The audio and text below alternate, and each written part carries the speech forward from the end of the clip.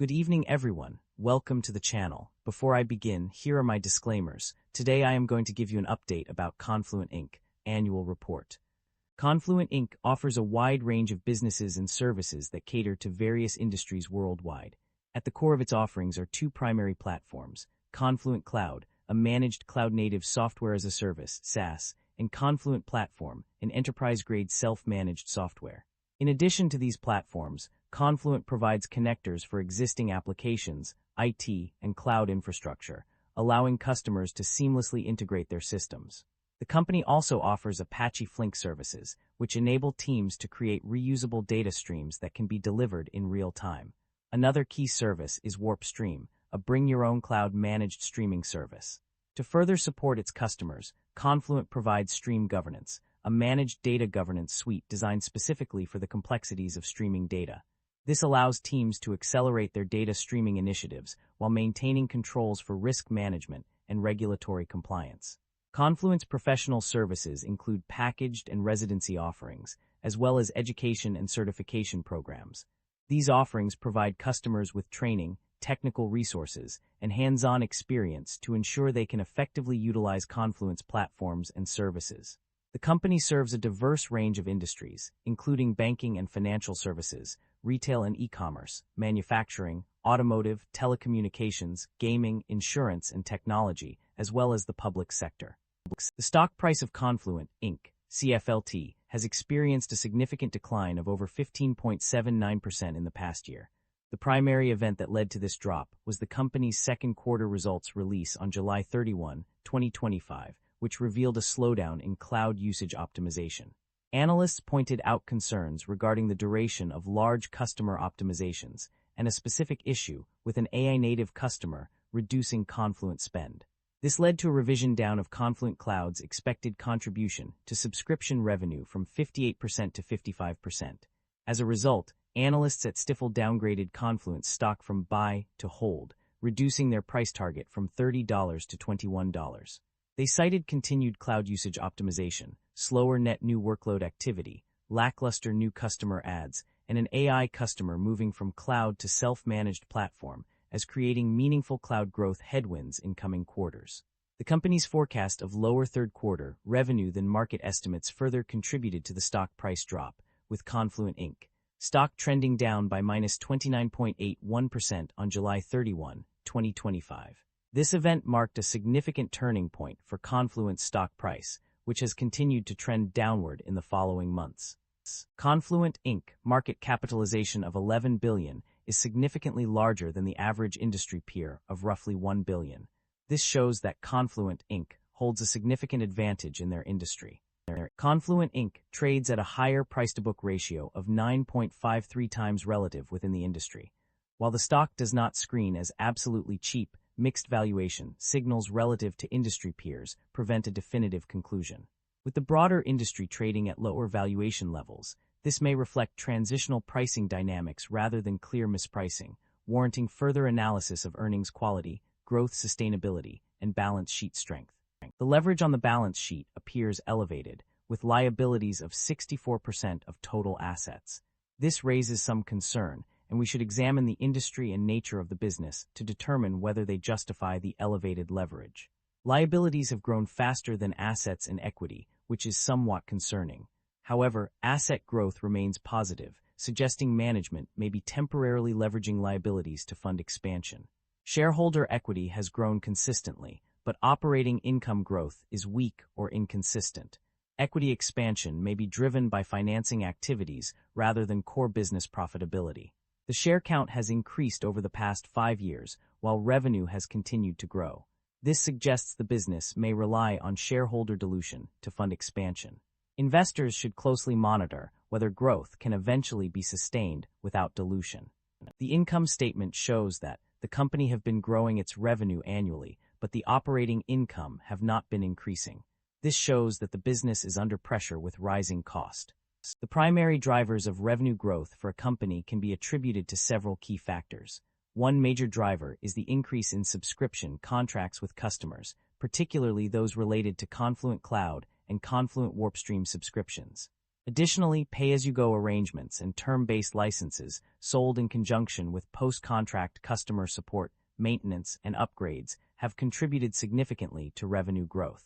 Another significant factor is the growth of professional services and education services, which are sold on a time and materials basis. The increase in deferred revenue due to sales growth has also led to an increase in revenue recognized from deferred revenue. These factors collectively contribute to the overall revenue growth of the company. In contrast, there is no specific information provided on the decline of revenue. However, it's worth noting that cost of revenue, subscription, and services has decreased, which may be a contributing factor to increased profitability. Nevertheless, the primary focus remains on understanding the drivers of revenue growth, which are primarily driven by subscription contracts, Confluent Cloud and Confluent WarpStream subscriptions, professional services, and education services. The net income of the company has undergone significant changes over the years.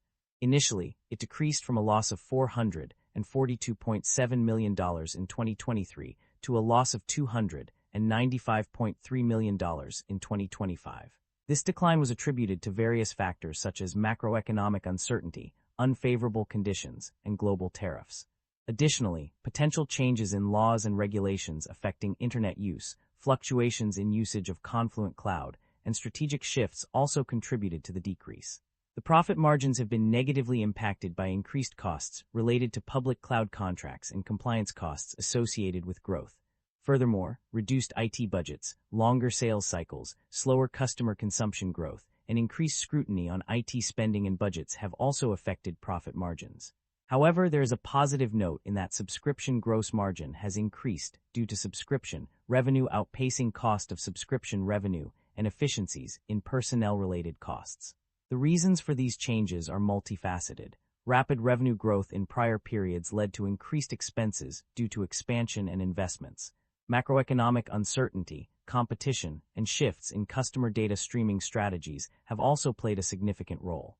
Global tariffs, reduced IT budgets, longer sales cycles, slower customer consumption growth, and increased scrutiny on IT spending and budgets have further contributed to the decline.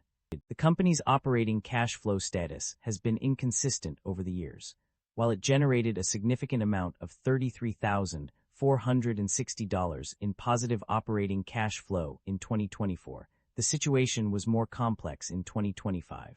Initially, it seemed that the company had a negative operating cash flow of -$103.8 million, but further review revealed that it actually generated positive operating cash flow.